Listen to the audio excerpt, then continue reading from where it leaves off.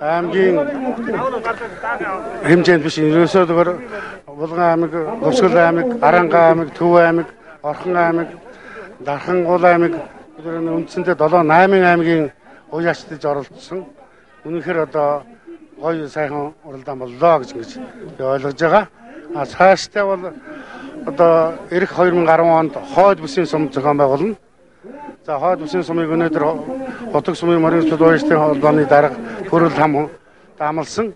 Хотог суманда 7 сарын 20 орчмоор одоо зохион байгуулъя гэж. Ингээд бол одоо үндсэндээ манай энэ бүсийн уралдаан бол их чанартай. Ер нь одоо олон сайхан хурдан хөлгүүд болгоноос гарах байхаа гэж найдаж байна.